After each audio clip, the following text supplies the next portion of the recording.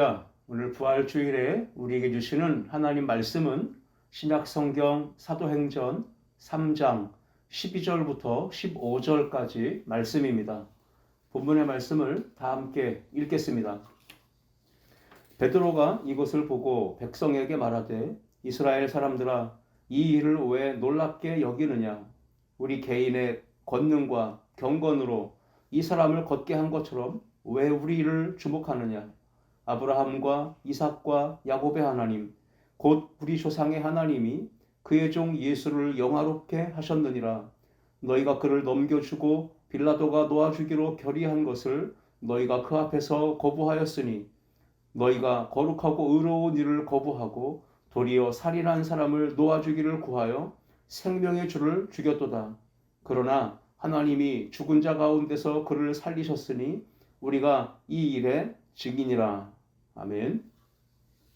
사도행전 3장 12절부터 15절 본문 말씀을 가지고 부활의 참된 의미라는 제목으로 함께 은혜를 나누고자 합니다.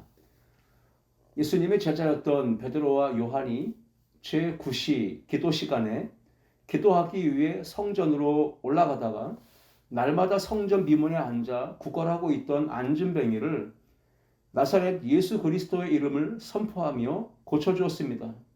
그 즉시로 안진뱅이는 자리에서 벌떡 일어나서 걸었고 뛰며 하나님을 찬송하였습니다. 그 모습을 지켜보던 수많은 사람들이 매우 놀라하며 어리둥절해 했습니다. 베드로와 요한은 솔로몬 행각이라는 곳에 있었습니다. 그때 수많은 사람들이 자신들을 향하여 달려오는 것을 보고는 베드로가 이렇게 말합니다. 사도행전 3장 12절 말씀입니다. 베드로가 이것을 보고 백성에게 말하되 이스라엘 사람들아, 이 일을 왜 놀랍게 여기느냐? 우리 개인의 권능과 경건으로 이 사람을 걷게 한 것처럼 왜 우리를 주목하느냐? 베드로는 우리를 주목하지 말고 십자가에서 죽으시고 다시 부활하신 예수님께서 행하신 기적이니 예수님을 주목하는 것이 옳다, 이렇게 선포한 것입니다. 십자가에서 죽으셨던 예수님이 다시 살아나셔서 부활하셔서 지금의 놀라운 치유의 기적을 행하셨음을 베드로는 설교한 것입니다. 베드로의 모습을 보면서 주저함 없이 거침없이 담대하게 예수님의 죽으심과 부활하심을 선포하는 걸 보게 됩니다. 사도행전 3장 14절과 15절 말씀에 너희가 거룩하고 의로운 일을 거부하고 도리어 살인한 사람을 놓아주기를 구하여 생명의 주를 죽였도다. 그러나 하나님이 죽은 자 가운데서 그를 살리셨으니 우리가 이 일의 증인이라 말씀했습니다. 베드로는 얼마 전까지만 해도 예수님 십자가에 못 박혀 죽으실 때 두려운 마음에 사로잡혀서 예수님을 모른다고 3번이나 부인하며 저주까지 했던 제자였습니다. 그런데 사도행전에 와서 베드로가 지금 완전히 180도 변화될 수 있었던 것은 부활하신 예수님을 만났기 때문이고 그 이후에 죽음이 결코 끝이 아님을 영적으로 깨달았기 때문인 것입니다. 베드로는 자신을 완전히 변화시켜 주신 부활의 주님께서 지금이 행각에 모여든 수많은 사람들도 변화시켜 주실 것이라 라는 믿음을 가지고 담대하게 십자가에서 죽으셨을 뿐 아니라 부활하셨다는 이 예수님의 부활의 복음을 거침없이 담대하게 선포했던 것입니다. 오늘 베드로가 설교했던 그 내용을 함께 생각해 보면서 은혜를 나누고자 합니다. 베드로의 설교에 담겨있던 부활의 참된 의미는 무엇일까요? 첫째, 함께 읽겠습니다. 부활은 역사적인 사건입니다.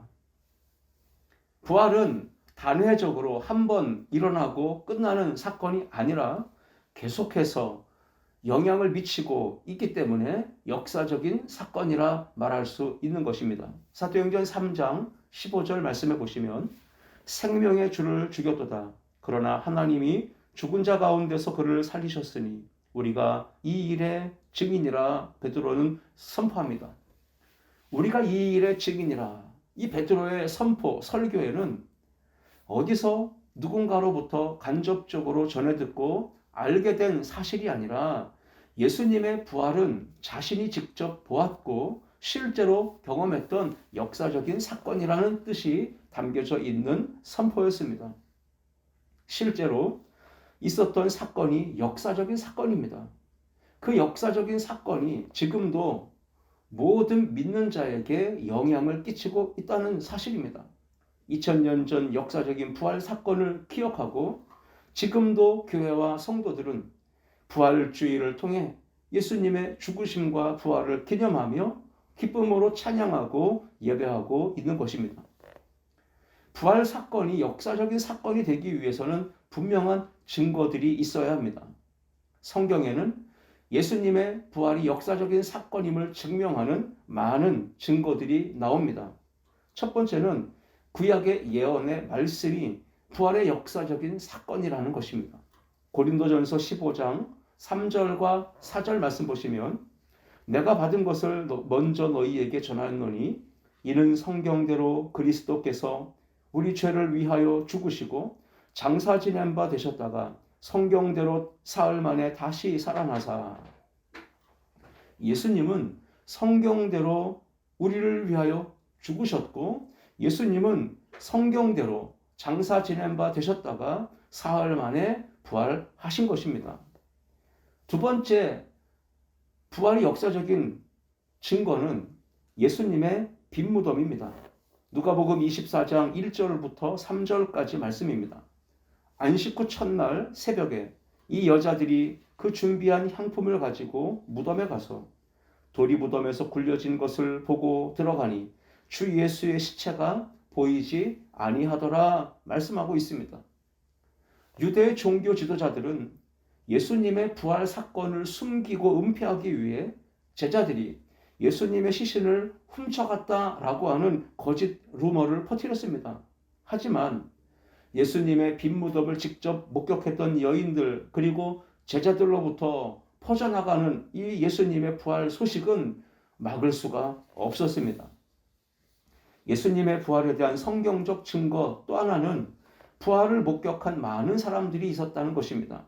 고린도전서 15장 5절부터 8절까지 보시면 게바에게 보이시고 후에 12제자에게와 그 후에 500여 형제에게 일시에 보이셨나니 그 중에 지금까지 대다수는 살아있고 어떤 사람은 잠들었으며 그 후에 야고보에게 보이셨으며 그 후에 모든 사도에게와 맨 나중에 만삭되지 못하여 난 자 같은 내게도 보이셨느니라. 예수님의 부활을 목격했던 수많은 사람들이 있었습니다. 이렇게 많은 사람들이 일시에 예수님의 부활하심을 목격했다면 그것은 역사적인 사건이 사실이 될 수 있는 것입니다. 예수님의 제자 도마처럼 의심하고 믿지 않는 사람들이 많이 있습니다. 그래서 예수님은 직접 눈으로 보여주셔야 했고 손으로 만져볼 수 있게 해줘야 했습니다. 그래야만이 믿을 수 있는 사람들이 있기 때문인 것입니다. 예수님은 부활이 역사적인 사건임을 증명하시려고 직접 나타나셨고 보여주셨고 만져보게 하셨습니다. 요한복음 20장 27절 말씀입니다. 도마에게 이르시되 네 손가락을 이리 내밀어 내 손을 보고 내 손을 내밀어 내 옆구리에 넣어보라. 그리하여 믿음 없는 자가 되지 말고 믿는 자가 되라. 이어지는 29절에서도 예수께서 이르시되 너는 나를 본고로 믿느냐? 보지 못하고 믿는 자들은 복되도다 하시니라. 예수님께서 보지 못하고 믿는 자들은 복되다라고 말씀하신 것을 본다면 보지 않고도 믿을 수 있다라는 뜻을 가지고 있기도 합니다. 우리는 내가 믿고 싶은 것만 믿으려 하고 또 내가 보고 싶은 것만 보려고 하고 내가 듣고 싶은 것만 들으려고 하는 인간적인 본능이 있습니다. 우리의 의심하는 마음과 자기 중심적인 사고와 가치와 판단의 기준을 꼭 짚어서 예수님께서 지금 해주시고 계신 말씀이기도 합니다. 우리 눈에 보이고 안 보이고는 사실 중요하지 않습니다. 눈에 보여줘도 믿지 않는 사람들이 얼마나 많습니까? 내가 직접 눈으로 보지 못했기 때문에 믿을 수 없다라고 말하는 것은 사실 믿기 싫어서 핑계대는 것일 뿐입니다. 믿음이라는 것은 보고 믿는 것이 아닙니다. 보지 않고 믿는 것이 진정한 믿음입니다. 부활을 역사적인 사건으로 믿게 되면 그때 비로소 보게 되는 것이 영적인 성경적인 원리이기도 합니다. 볼 수 없는 것을 믿는 믿음을 가진 사람은 눈에 보이는 것만 믿는 사람과는 분명한 차이점을 드러냅니다. 부활을 믿으면 그 사람의 생각이 달라지고 행동이 달라지고 삶의 목적이 달라질 수밖에 없습니다. 그래서 베드로가 달라진 것입니다. 부활이 역사적인 사건임을 믿게 되니까 그 주님의 부활이 나를 위한 주관적인 사건으로 체험되어지게 된 것이고 그 결과 베드로의 삶은 완전히 변화되고 달라질 수 있었던 것임을 오늘 본문은 증명하고 있습니다. 예수님께서 나를 위해 죽으셨고 부활하셨다는 이 사실이 믿어질 때 삶이 달라지는 변화를 경험하는 우리 성도님들 될 수 있기를 주님의 이름으로 축원합니다. 십자가에 돌아가신 예수님, 그 상황 속에 제자들은 무서워서 두려워하며 도망가서 숨었습니다. 그런데 그 두려워했던 제자들이 사도행전에 와서는 부활의 복음을 담대하게 증거하는 제자들로 변화되었습니다. 그 동기는, 그 원동력은 무엇일까요? 예수 그리스도의 부활 사건을 역사적인 사건으로, 실제 사건으로 믿었기 때문에 그렇습니다. 부활을 역사적인 사건으로 믿는 은혜가 오늘 부활주일 예배를 드리는 우리 모든 아름다운 교회 성도님들 가운데 임하시기를 주님의 이름으로 축원합니다. 두 번째, 부활의 참된 의미가 무엇일까요? 함께 읽겠습니다. 부활은 예수님을 주목하게 합니다. 주목한다는 말은 한 곳에 시선을 모으고 집중하며 바라보는 것을 의미합니다. 베드로가 솔로몬 행각에 모여든 많은 사람들에게 설교하기 시작했을 때 사람들은 비로소 십자가에 죽으신 예수님, 그 예수님이 부활하셨다고 하는 것을 깨닫기 시작했습니다. 사도행전 3장 12절 말씀에 베드로가 이것을 보고 백성에게 말하되 이스라엘 사람들아 이 일을 왜 놀랍게 여기느냐? 우리 개인의 권능과 경건으로 이 사람을 걷게 한 것처럼 왜 우리를 주목하느냐? 왜냐하면 성전 미문에 앉아있던 안진뱅이가 예수 그리스도의 이름으로 일어나는 기적을 보았던 사람들은 놀랄 수밖에 없었습니다. 어리둥절할 수밖에 없었습니다. 그래서 눈에 보이는 예수님의 제자들이 행했구나. 그래서 제자들을 주목하기 시작했던 것입니다. 사람들은 나사렛 예수 그리스도의 이름으로 안진뱅이가 일어나 걷고 뛰며 찬양하는 것을 보고는 비로소 깨닫기 시작했습니다. 십자가에 죽으신 예수님께서 다시 살아나셨구나. 부활하셨구나. 깨닫고 인정하면서 그 예수님을 주목하기 시작했습니다. 안진뱅이가 일어나 걷게 되었을 때 사람들은 베드로가 그리고 요한이 이 사람을 일으켰다라고 생각하고 제자들을 주목했습니다. 그때 베드로가 했던 말이 있습니다.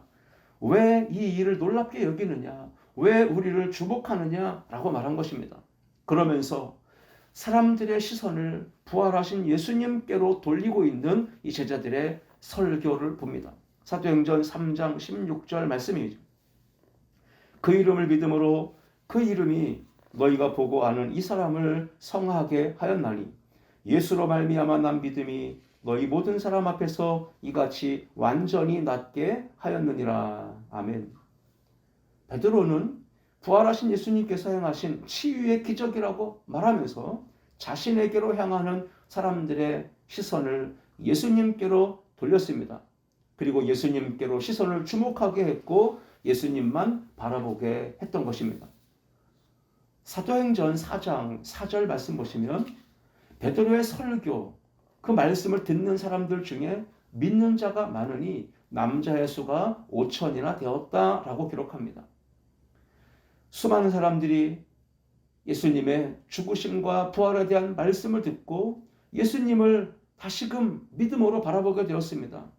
그 믿음의 사람들의 숫자를 남자만 5천이나 되었다라고 기록하고 있습니다. 수많은 사람들은 처음에는 안진뱅이였다가 일어난 사람을 바라보았습니다.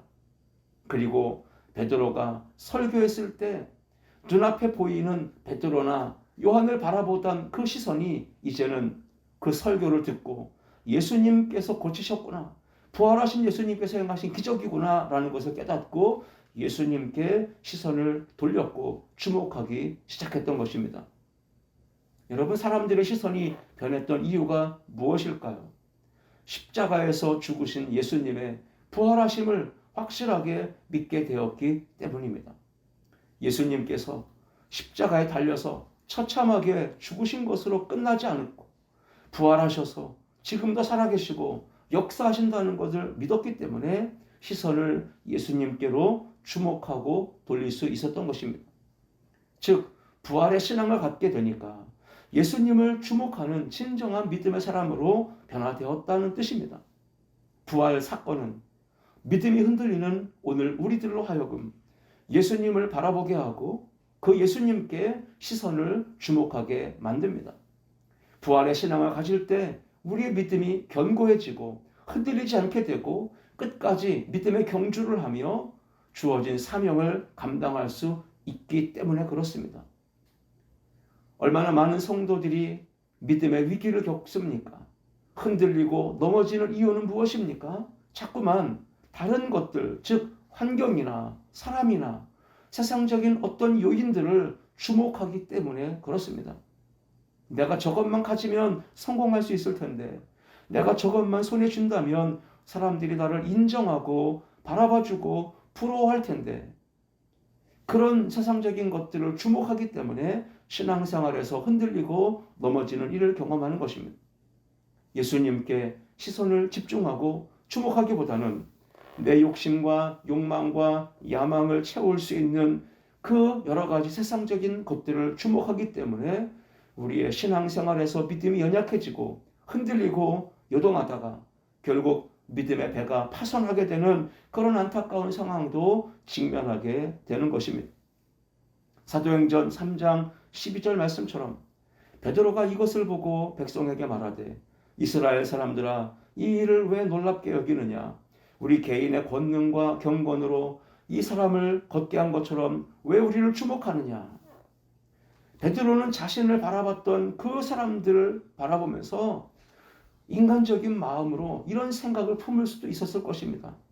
아, 드디어 사람들이 나의 능력을 인정해주고 이렇게 바라봐주고 있구나. 그러면서 베드로가 많은 사람들을 바라보며 여러분들 중에 혹시 몸이 아픈 분이 있습니까? 병을 고침받기 원하는 분이 있습니까? 그렇다면 지금 줄을 서서 순서대로 앞으로 나오십시오. 내가 다 고쳐주겠습니다. 아마 베드로가 자기가 사람들로부터 주목받았을 때 인간적으로 우쭐대고 교만한 마음을 품었다면 얼마든지 그런 마음을 품을 수 있었을 것입니다. 내가 다 할 수 있다고 생각하고 내가 사람들로부터 인정받고 주목받는 것을 원했다면 베드로는 얼마든지 인간적으로 그런 선택을 할 수도 있었을 것입니다. 우리도 바로 이러한 상황을 만나게 될 때 교만해지지 않고 또 믿음이 흔들리지 않고 넘어지지 않는 그러한 신앙의 견고함을 가질 필요가 있습니다. 신앙의 실패는 결국 예수님이 아닌 다른 것들을 주목하고 바라보다가 세상의 유혹과 덫에 걸려서 넘어지고 실패하는 것입니다. 베드로는 사람들이 자신을 주목하는 그 상황에 자신이 아니라 부활하신 예수님을 주목하도록 그들의 시선을 예수님께로 돌렸습니다. 내가 아니라 부활하신 예수님을 바라보라고 그 시선을 주님께로 돌릴 수 있었던 근거는 무엇입니까? 베드로가 예수님께서 십자가에 죽으셨을 뿐 아니라 다시 살아나셨다라고 하는 부활의 신앙을 확실하게 가지고 있었기 때문에 그렇습니다. 부활 사건은 우리가 누구를 주목해야 할 것인지를 명확하게 가르쳐줍니다. 부활 사건은 예수님을 집중하여 바라보고 주목하게 해서 우리의 시선이 세상의 유혹으로부터 빼앗기지 아니하고 우리의 믿음을 온전히 굳건하게 지킬 수 있도록 우리를 붙잡아주는 것, 그것이 바로 부활의 신앙인 줄 믿습니다. 베드로가 안진뱅이를 일으킬 때 이렇게 선포했습니다. 사도행전 3장 6절 말씀입니다. 베드로가 이르되 은과 금은 내게 없거니와 내게 있는 이것을 내게 주노니 나사렛 예수 그리스도의 이름으로 일어나 걸으라 하고, 베드로가 선포했던 이 내용을 보십시오. 베드로의 선포에는 예수님이 어떤 분이신지를 설명합니다. 예수님은 세상에 가치 있는 금이나 은보다 더 귀하신 분이고 더 크신 분임을 베드로가 선포하고 있는 것입니다. 즉 예수님을 주목하는 것이 세상의 그 어떤 것 주목하는 것보다 더 큰 힘과 능력이 된다는 말씀이기도 합니다. 혹 지금 여러분의 신앙생활 속에 예수님을 믿고 따르는 이 제자의 삶이 재미가 없거나 행복하지 않거나 아무런 감동이 없거나 기쁨이 없는 분들이 계십니까? 오늘 이렇게 부활주일에 주님의 몸된 성전에 나와 예배드리는 이 사실이 무미건조하십니까? 아무런 의미가 없다고 느껴지십니까? 그렇다면 지금 여러분의 신앙의 상태를 생각해 보시기를 바랍니다. 지금 나는 무엇을 주목하고 있는가? 지금 나의 시선은 누구에게로 무엇에게 집중하고 바라보고 있는가? 이것을 점검해 보시기를 바랍니다. 만약 은과 금을 주목하고 있다면, 세상의 재물을 주목하고 명예와 성공과 출세를 주목하고 있다면, 신앙생활에 있어서 예배하는 것과 기도하는 것과 찬송하는 것과 봉사하는 것, 전도하는 것, 이것이야말로 정말 재미없는 것이 당연하지 않겠습니까? 교회 나와서 예배를 드린다고 해서 은이 나오는 것도 아니고 금이 나오는 것도 아니기 때문에, 오히려 교회 나오면 내게 있는 은과 금을 하나님께 바쳐야 되기 때문에 오히려 예배가 재미없거나 예배 드리는 것이 오히려 부담이 되는 경우가 생기지 않을까요? 하지만 부활하신 예수님께 시선을 주목하게 되면 예수님께서 세상의 금이나 은보다 훨씬 크고 귀하신 분임을 깨닫게 될 줄 믿습니다. 그렇게 될 때 우리의 예배가 행복해지고 말씀을 듣거나 신앙생활하는 가운데 항상 기쁨과 감사가 가득한 신앙, 감격하고 감동하는 진정한 예배를 드릴 수 있게 될 줄 믿습니다. 이것이 바로 부활의 신앙이 가진 능력입니다. 예수님의 부활 사건을 진정으로 믿을 때 예수님만을 바라볼 수 있게 되고 신앙생활에 승리할 수 있습니다. 지금 여러분은 무엇을 주목하고 있습니까? 부활의 주님을 주목하고 있습니까? 아니면 세상을 주목하고 있습니까? 오늘 부활주일 가운데 부활의 신앙을 굳게 붙잡고 부활하신 예수 그리스도만을 집중하여 바라보며 주목하며 신앙의 길, 믿음의 길을 온전히 달려가는 우리 모든 성도님들 될 수 있기를 주님의 이름으로 축원합니다. 셋째, 부활의 참된 의미는 무엇일까요? 함께 읽습니다. 부활은 주를 위해 살게 합니다. 부활이 예수 그리스도를 바라보게 하고 주목하게 만든다면 그 예수님을 위하여 살게 되는 것은 당연한 결과라고 볼 수 있습니다. 주님을 위한 삶으로 변화된 베드로의 태도, 가치관, 삶의 변화의 원동력은 무엇입니까? 바로 부활 신앙이었습니다. 부활 신앙을 소유하니 나를 위해 살던 이 사람이 이제는 주님을 위해 사는 복된 삶으로 변화될 수 있었던 것입니다. 성경 66권은 구약과 신약으로 나뉘어집니다. 예수님이 오시기 이전에 내용이 구약이고 예수님이 이 땅에 오신 이후가 신약입니다. 근데 구약은 한마디로 말하면 육체의 죽음이 끝이다 라고 여기는 시대였습니다. 그러나 신약은 예수님께서 죽음에서 부활하심으로 죽음이 끝이 아니라 새로운 시작이다 라는 것을 가르쳐주는 것이 신약 성경입니다. 지금 우리는 옛 언약, 구약의 시대를 살고 있지 아니하고 새 언약의 시대를 살아가고 있습니다. 옛 언약이 지배하던 그 구약 시대와는 완전히 다른 삶을 살고 있다는 뜻이기도 합니다. 죽으면 끝이다 라고 생각했던 구약 시대적 사고방식과 삶의 태도는 이제 우리에게서는 나타나지 않습니다. 예수님께서 죽음을 이기시고 부활하신 것처럼 이제 우리가 이전에 가졌던 생각들을, 가치관들을 모두 내려놓고 하나님의 뜻을 따르며 하나님의 주권과 통치를 받으며 사는 새로운 언약적 삶을 살아가는 것, 이것이 바로 우리 부활의 신앙을 가진 성도들의 삶인 줄 믿습니다. 영의 눈이 열려야 합니다. 우리의 삶을 바라보는 눈이 새롭게 열려져야 합니다. 옛 사고로, 구약적 사고로 사는 눈이 아니라 신약의 눈으로, 이제는 새 언약의 관점으로 우리의 눈이 열려야 하고 우리의 삶이 변화되어야 하는 것입니다. 예수 그리스도의 죽으심과 부활을 통해서 새 언약의 시대가 활짝 열렸다는 사실을 깨닫고 이제는 하나님의 뜻을 붙잡고 새롭게 변화된 믿음의 삶을 사는 거룩한 백성이 되는 우리 모두가 되시기를 주님의 이름으로 축복합니다. 그런데 여러분, 중요한 것은 인생이, 신앙생활이 부활의 신앙을 가지고 새 언약적 사고와 가치관을 가지고 살면 쉬워지느냐, 문제가 없어지느냐? 결코 그렇지 않습니다. 우리가 부활의 신앙을 가지고 있다 할지라도 우리 삶의 현실은 여전히 하나도 달라지지도 않고 변하지도 않을 수도 있습니다. 예전이나 지금이나 부활신앙을 가졌을 때나 가지지 않았을 때나 여전히 똑같이 어려움과 고난이 찾아올 수 있습니다. 그런데도 달라진 것이 한 가지가 있다면 그것은 오늘 현실을 바라보는 나의 생각과 관점과 기준, 가치관이 변화됐다는 것입니다. 우리는 이런 생각을 합니다. 내가 예수님을 믿었기 때문에 나는 천국에 간다. 100% 맞는 말입니다. 그런데 내가 예수 믿었기 때문에 천국에 간다. 이 짧은 한 문장에 무엇이 문제점이 있는지를 여러분 찾아보셔야 합니다. 내가 예수 믿었기 때문에 나는 천국에 간다. 이 문장 안에는 중요한 것이 한 가지가 빠져 있습니다.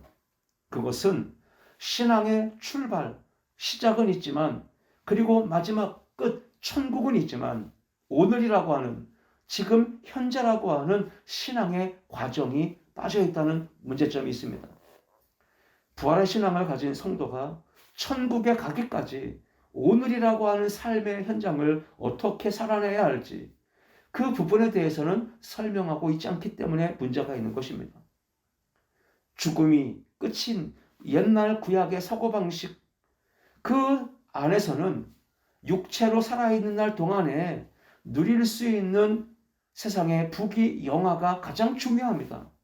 그런데 부활의 승리로 죽음을 이기신 예수 그리스도를 믿는 새 언약의 사고방식으로 살아가는 오늘 우리 모든 성도들에게는 현재적 삶, 부활의 신앙으로 오늘을 살아가는 것이 훨씬 더 중요하다는 것을 우리가 잊지 말아야 합니다. 부활의 참된 의미, 영적인 의미는 우리의 삶이, 기준이, 삶의 태도가, 가치관이 완전히 달라졌다는 것입니다. 눈에 보이는 것이 전부인 세상에서 눈에 보이지 않는 하나님을 믿고 따르며 섬기는 삶을 사는 것, 이것이 바로 부활 신앙의 능력입니다. 사도 바울은 갈라디아서 2장 20절에 이렇게 이야기합니다. 내가 그리스도와 함께 십자가에 못 박혔나니 그런즉 이제는 내가 사는 것이 아니요 오직 내 안에 그리스도께서 사시는 것이라. 이제 내가 육체 가운데 사는 것은 나를 사랑하사 나를 위하여 자기 자신을 버리신 하나님의 아들을 믿는 믿음 안에서 사는 것이라. 아멘. 이 말씀은 예수님의 십자가와 부활의 메시지를 함축적으로 담고 있습니다. 부활신앙은 이제는 내가 사는 것이 아니요 오직 내 안에 그리스도께서 사시는 것입니다 라고 선언하는 것이 바로 부활의 신앙인 줄 믿습니다. 부활신앙을 가진 성도가 이 땅에 하나님의 나라를 세워가는 방법이 무엇일까요? 눈에 보이는 세상이 전부인 줄 알고 사는 이 세상 사람들에게 절대로 결코 눈에 보이는 세상이 전부가 아니라는 것을, 영적인 세계가 있음을 직접 우리의 삶으로 보여주는 것, 이것이 바로 부활 신앙을 가진 성도의 삶인 줄 믿습니다. 부활 신앙을 가진 성도들은 한 번 사는 인생이 아니라 죽음으로 끝나는 인생이 아니라 죽음 이후에 영원한 생명이 있음을 알기 때문에 어차피 한 번 사는 인생, 죽음을 두려워하면서 이 땅에 사는 동안에만 부귀영화를 추구하며 사는 그런 세상 사람들처럼 살지 않습니다. 또 그렇게 살아선 안 된다는 것을 우리가 보여주어야 합니다. 구약 성경에 믿음의 조상 아브라함이 있습니다. 하나님께서 아브라함을 부르실 때 내가 너로 큰 민족을 이루게 하고 내가 너를 복이 되게 하리라 약속의 말씀을 주셨습니다. 그런데 그 약속의 말씀이 성취되기 위해는 조건이 있었습니다. 너는 본토 친척 아버지의 집을 떠나 내가 너에게 지시할 땅으로 가라는 것이었습니다. 복을 주신다는 하나님의 말씀은 어찌 보면 아브라함에게 고향을 떠나야 하는 고통과 고난과 시련과 어려움의 시간과 마주하라는 요구이기도 했습니다. 하나님의 복은 언제 내게 올지 모르는 상황에 눈앞에는 고통이 다가와 있고 시련과 어려움이 다가와 있기 때문에 아브라함도 그렇고 우리들도 이 신앙의 여정 가운데 갈등하거나 또는 고민하는 일들이 많이 일어나게 됩니다. 그런데 여러분, 아브라함은 하나님의 언약의 말씀에 순종합니다. 그리고 말씀대로 믿음의 조상이 되어졌습니다. 복의 근원이 되었던 것입니다. 로마서 4장 17절은 그 아브라함이 어떤 믿음을 가졌기에 복의 근원이 되고 믿음의 조상이 됐는지를 선포합니다. 기록된 바 내가 너를 많은 민족의 조상으로 세웠다 하심과 같으니 그가 믿은 바 하나님은 죽은 자를 살리시며 없는 것을 있는 것으로 부르시는 이시니라. 아멘. 아브라함은 하나님을 죽은 자를 살리시는 분, 없는 것을 있게 하시는 분으로 믿었습니다. 이것이 바로 아브라함이 가졌던 부활 신앙인 겁니다. 세상 사람들은, 그 당시의 사람들은 고향 떠나면, 친척과 아비집을 떠나면 틀림없이 낯선 이방 땅에서 고생할 것이고 실패할 것이고 망하게 될 것이고 죽을 것이다. 이렇게 생각하며 아브라함을 말려들려고 했을지 모릅니다. 그런데 아브라함은 하나님의 언약의 말씀을 듣고 그 말씀을 붙잡았습니다. 그 말씀에 온전히 순종하여 큰 민족을 이룰 수 있게 됐고 복의 근원, 믿음의 조상이 되었던 것입니다. 오늘 부활신앙을 가진 우리 모든 성도들은 아브라함처럼 그렇게 살면 망한다, 그렇게 살다가 실패한다, 죽는다라고 생각하고 있는 믿지 않는 세상 사람들에게 하나님의 말씀에 따라 순종하며 사는 것이 가장 큰 복을 받는 비결이다. 이것을 삶으로 당당하게 보여줄 수 있어야 하는 것입니다. 오늘 부활신앙을 가진 성도로서 부활의 참된 의미를 마음에 되새기길 바랍니다. 첫 번째, 부활의 참된 의미는 이 부활은 역사적인 사건이며, 두 번째, 부활은 우리의 시선을 예수님께로 주목하게 하는 것이며, 셋째, 부활의 신앙은 주님을 위하여 살게 한다라는 것입니다. 오늘 이 말씀을 마음에 새기시고 또 한 주간 부활의 주님과 함께 동행하시며 이 부활의 기쁜 소식을 주변에 믿지 아니하는 사람들에게 전파하는 복음의 증인된 우리 모든 성도님들 다 되실 수 있기를 주님의 이름으로 축원합니다. 기도하시겠습니다. 참 좋으신 하나님 아버지, 부활의 참된 신앙을 소유하고 이 부활이 역사적인 사건임을 믿는 자 되어서 그 예수님만을 주목하는 신앙으로 살아가며 그 주님이 우리의 인생 가운데 원하시는 부활의 증인된 삶을 살아가는, 예수님만을 위하여 하나님을 위해 살아가는 우리 아름다운 교회 모든 성도들 되게 하여 주옵소서. 하나님께서 붙드시는 귀한 한 주간의 삶이 될 수 있기를 간절히 원하오며 예수님의 이름으로 축복하고 기도하옵나이다. 아멘.